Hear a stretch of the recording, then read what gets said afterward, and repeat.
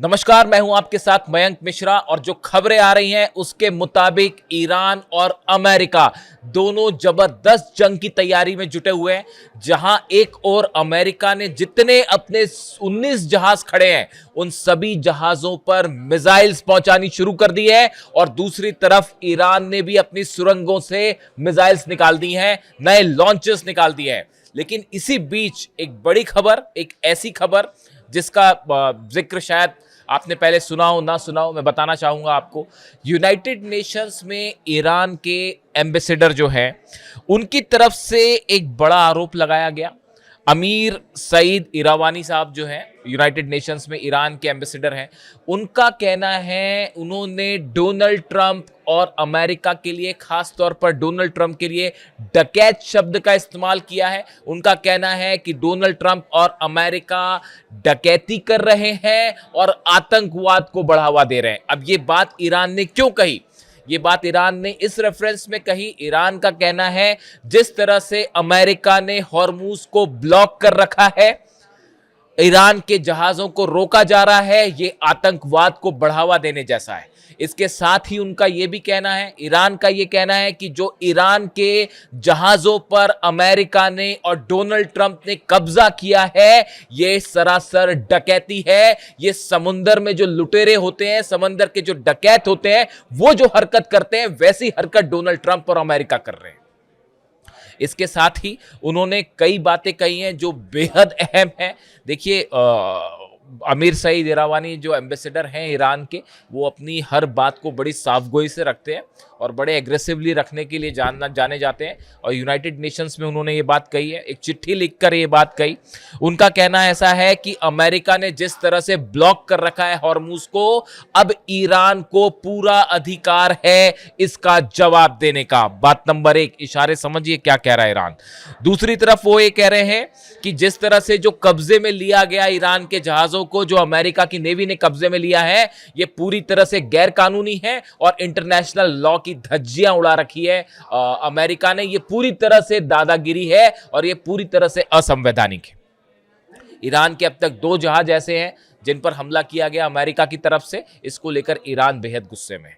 तो ये बात यूनाइटेड नेशंस में रखी गई कि ये डकैती की तरह है और एक डकैत की तरह अमेरिका व्यवहार कर रहा है, डोनाल्ड ट्रंप जो है वो व्यवहार कर रहे हैं। बात नंबर 1। बात नंबर 2, एक बड़ी बैठक फिर से हुई है व्हाइट हाउस में, जिसमें डोनाल्ड ट्रंप मौजूद थे, मार्को रूबियो मौजूद थे, पीट हेग्सेथ मौजूद थे। अमेरिका की सेना से जुड़े हर बड़े अधिकारी को उसमें शामिल किया गया और इस बैठक में 2-3 ऑप्शंस पर विचार हुआ कि अब क्या करना है। उसके बारे में शॉर्ट में जानना जरूरी है कि डोनाल्ड ट्रंप क्या करना जा रहे हैं अब आगे। देखिए, पहली बात तो ये कही गई, ईरान की तरफ से जो प्रस्ताव आया है, ईरान ने अपने प्रस्ताव में साफ कर दिया है कि पहले जो जहाज लेके खड़े हैं, आप ये जहाजों को यहां से हटाइए तो हम हॉर्मूज खोल देंगे। न्यूक्लियर डील पर अभी कोई बात नहीं होने वाली, यूरेनियम पर अभी पहले दौर में कोई बात नहीं होगी, पहले आप ये जहाज हटाइए, उसके बाद बात की जाएगी। ये प्रस्ताव डोनाल्ड ट्रंप को मंजूर नहीं है। तो अब पहले ही जो रणनीति तैयार की गई है डोनाल्ड ट्रंप की तरफ से, वो ये कि जिस तरह से अभी ईरान को घेर के खड़ा रखा गया है, अपने जहाजों को, हॉर्मूज को जिस तरह से घेर कर रखा गया है, कुछ दिन तक, आने वाले कई और दिनों तक इसी तरह से घेर कर खड़ा रहा जाए। ये पहली थ्योरी थी, पहला ऑप्शन डोनाल्ड ट्रंप के सामने। डोनाल्ड ट्रंप ये चाह रहे हैं कि ईरान का जो ऑयल है, मैंने आपको कल अपने पिछले वीडियो में बताया था कि ईरान के जितने ऑयल वेल्स हैं, कुएं हैं, वो पूरे फुल हो चुके हैं क्योंकि एक्सपोर्ट बहुत कम हो रहा है। ईरान में बहुत तेजी के साथ जो कुएं हैं उनमें बहुत तेजी के साथ ऑयल बनता है, ऊपर की तरफ आता है, वो फुल हो गए हैं। तो ऐसे हालात में वो कुएं पूरी तरह से खराब हो सकते हैं। अगर कोई भी कुआं पूरा भर जाए तो और उसमें पानी मिल जाए या किसी तरह का कंटामिनेशन हो जाए तो खराब हो जाता है कुआं, हमेशा के लिए बंद करना पड़ता है उसको। इस सूरत हाल में उसको खाली करना जरूरी है। तो ईरान ने अपने ही ऑयल में निकाल के कई जगह आग लगानी पड़ी। तो अमेरिका की कोशिश है कि ईरान को पूरी तरह से जो है इकोनॉमी को और बुरी तरह से नुकसान पहुंचाया जाए। पहली रणनीति यानी कि घेर के खड़े रहो। उसके अलावा दूसरा ऑप्शन यह है कि पहले घेर के खड़े रहिए और फिर धीरे से हमला कर दीजिए। यह दूसरा ऑप्शन था जिस पर चर्चा हुई। तीसरा ऑप्शन यह है कि जिस पे ईरान की जो सेना है, मैंने आपको पहले ही कहा, अहमद वाहिदी साहब वो शख्स हैं, ईरान की सेना पूरी तरह से कंट्रोल में, और ईरान की सेना ने मन बना दिया है कि अमेरिका के सामने हम एक इंच भी नहीं झुकेंगे। जो जनता बोलेगी वैसा ही होगा और जनता का मूड आप जान रहे हैं। ईरान की जो जनता है उसका मूड बेहद एग्रेसिव है और वो किसी भी तरह से कोई डील वील के पक्ष में नहीं है। देखिए मेरे से मैं अब चूंकि डील की एक बार फिर बात हो गई है, तो कल मैं एक कमेंट पढ़ रहा था, संभवतः पाकिस्तान के मेरे किसी व्यूअर ने जो है वो कमेंट भेजा और उन्होंने मुझसे ये सवाल किया कि आप पाकिस्तान में जो डील की कोशिशें हो रही हैं पाकिस्तान की तरफ से, अमेरिका और ईरान में डील हो जाए, आप इन कोशिशों के आप इनका विरोध क्यों करते हैं? इस कोशिश का क्या पाकिस्तान में ये कोशिश हो रही है इसलिए आप विरोध करते हैं इसका? देखिए मैं आपको कहना चाहूँगा कि ये डील इस्लामाबाद में हो या बातचीत इस्लामाबाद में हो या ओमान में हो या जिनीवा में हो, पहले जो 6 दौर की बातचीत हुई वो तो पाकिस्तान में नहीं थी। तब भी मेरी ये राय थी कि इस डील के जरिए सिर्फ ईरान को धोखा देने की कोशिश है, और ये मेरी ही राय नहीं थी, ये ईरान के सुप्रीम लीडर अली खामनेई साहब की भी राय थी। मैं अब भी सुप्रीम लीडर की जब भी बात होती है तो अली खामनेई साहब ऐसा लगता है कि अभी भी वही सुप्रीम लीडर हैं, तो वो कभी ऐसी मिस्टेक हो जाए तो उसको अन्यथा ना ले आप। तो मैं यही मान के चलता हूं कि अभी भी अली खामनेई साहब ही सुप्रीम लीडर हैं और उन्हीं के राह पे ही पूरा ईरान चल रहा है साहब। तो देखिए वो खुद इस बात को बोल के गए थे, आप उनके एक्स मीडिया पे जो वीडियोस पड़े, जो एक्स पर उनके जो पोस्ट हैं आप वो देख लीजिए, आप उनके वीडियोस देख लीजिए। वो हमेशा यही कह रहे थे शुरू से आखिरी तक कि इनसे बातचीत करने का कोई मतलब नहीं होगा, क्योंकि अमेरिका की नीयत अच्छी, साफ और ट्रांसपेरेंट डील करने की नहीं है। अरे आप कुछ समझिए इस बात को, जो ईरान के सुप्रीम लीडर को अगर निशाना बना सकते हैं, उन पर कैसे विश्वास किया जाए? ये बात मैं नहीं कह रहा, ये बात ईरान की जनता कह रही है। विश्वास करने का तो सवाल ही नहीं उठता दूर दूर तक।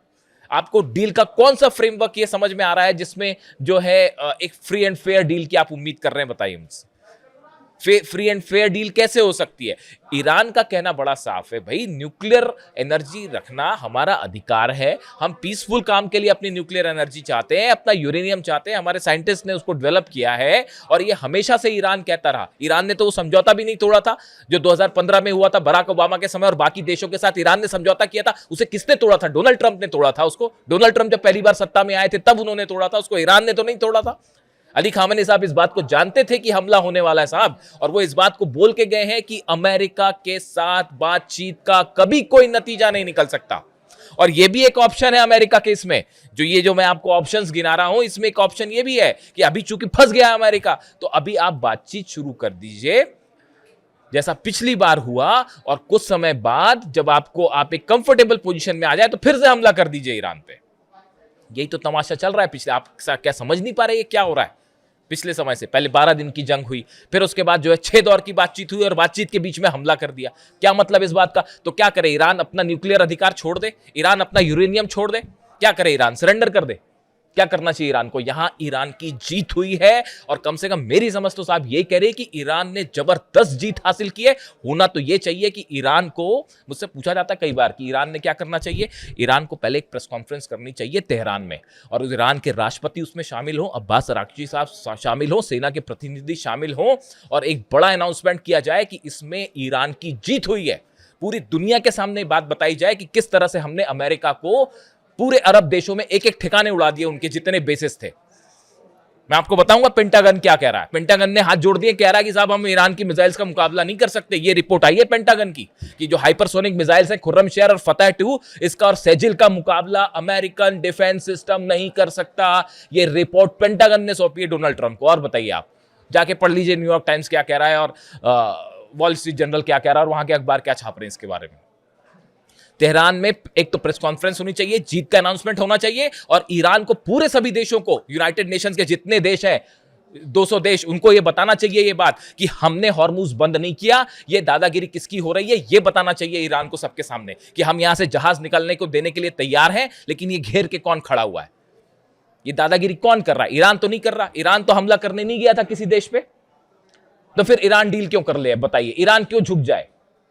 ईरान में कहा न्यूक्लियर पावर, पुतिन को तो कोई दिक्कत नहीं है वहां पे न्यूक्लियर प्लांट लगाने में, मिल गया वहां पे। क्या ईरान में कौन सा न्यूक्लियर बम मिल गया? बताइए, मिल गया कोई न्यूक्लियर बम? ये बात साफ है ना कि झूठ बोलकर हमला किया गया, और असैसिनेशन करते हैं आप सुप्रीम लीडर का, और उसके बाद ये उम्मीद करते हैं कि ईरान जो है वो आपकी बात मान ले। कैसे मान ले बात? बिल्कुल नहीं माननी चाहिए बात साहब। मेरी तो डिप्लोमेटिक समझ यही कहती है, मैंने जहां से जो पढ़ाई करी है उसके हिसाब से समझ यही कहती है, ईरान जीता है, ईरान को अपनी ही शर्तों पर डील करना चाहिए, वरना फिर धोखा होगा साहब।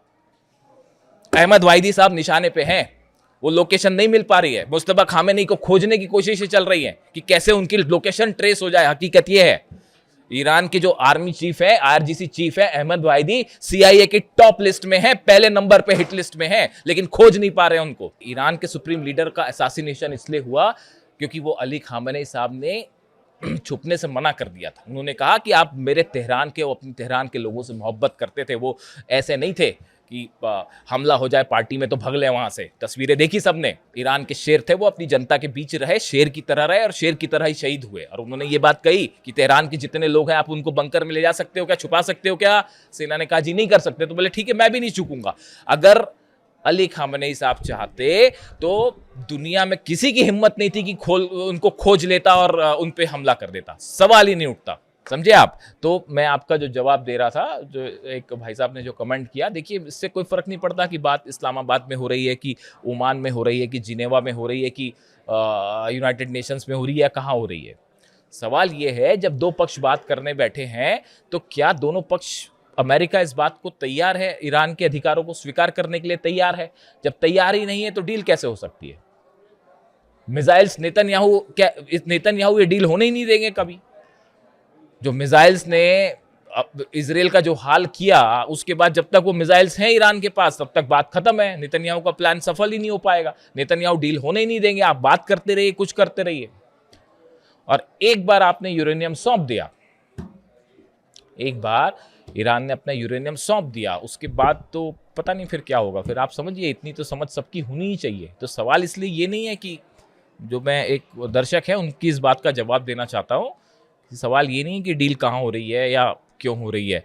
सवाल ये है कि नीयत क्या है डील करने वाले की। यही बात अली खामेनी साहब कह रहे थे।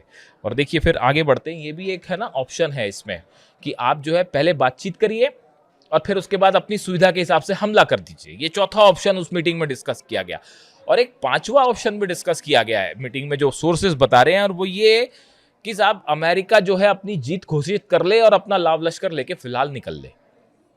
क्योंकि हो क्या रहा है, अमेरिका में चुनाव होने हैं, अमेरिका में मिड टर्म्स जो है उसमें डोनाल्ड ट्रंप को ये साबित करना है कि भाई मेरी पॉपुलैरिटी बनी हुई है, जबकि वो घट गई है, वो 37% तक पहुंच गई है। तो अब ऐसे में ये लगातार दबाव बढ़ता जा रहा है, भाई पूरी वर्ल्ड की इकॉनमी प्रभावित हो रही है। बड़ी सिंपल सी बात है, सिर्फ तेल का सवाल नहीं है, बड़ी सारी चीजें हैं। पूरी आईटी इंडस्ट्री इससे हर्ट हो रही है। सेमीकंडक्टर बिजनेस जो है चाइना का, ताइवान का, वो हर्ट हो रहा है। पूरी दुनिया का इस पर असर हो रहा है। इलेक्ट्रॉनिक सामानों पर असर हो रहा है। तो इसका बड़ा असर है और दबाव है डोनाल्ड ट्रंप पे। तो एक ऑप्शन ये भी डिस्कस किया गया कि भाई हम अपनी जीत घोषित करेंगे, हम जंग जीत गए और डोनाल्ड ट्रंप अपने जहाज लेके फिलहाल निकल ले, आगे फिर देखा जाए क्या करना है। लेकिन इसमें यह भी फिर कैलकुलेशन किया गया कि भाई ईरान की क्या प्रतिक्रिया होगी, अगर हम बाहर निकल गए तो फिर ईरान क्या करेगा, कहीं इसमें हमारी बड़ी हार ना मान ली जाए और फिर और बुरा हाल ना हो जाए। तो ये कई सारे ऑप्शंस हैं जिस पे चर्चा हुई, लेकिन अब वो मैटर नहीं करता।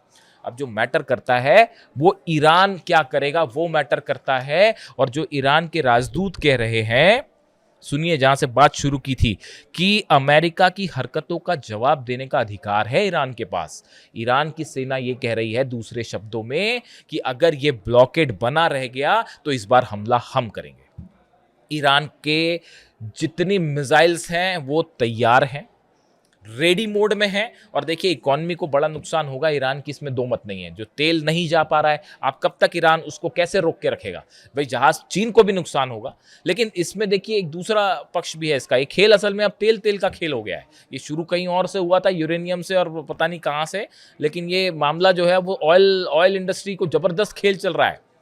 अमेरिका जो है उसका ऑयल बिजनेस, आप देखिए बैलेंस शीट चेक करिए कि अमेरिका ने कितना तेल बेच दिया पिछले एक महीने में। तेजी के साथ अमेरिका का तेल मार्केट में बिकना शुरू हुआ है, खासकर वो वेनेजुएला से निकाला जा रहा है। कब्जा अमेरिका का उस पे, अब ईरान का तेल जा नहीं पा रहा है, तो अमेरिका का ऑयल बिजनेस भी जो है वो तेजी से ग्रो कर रहा है।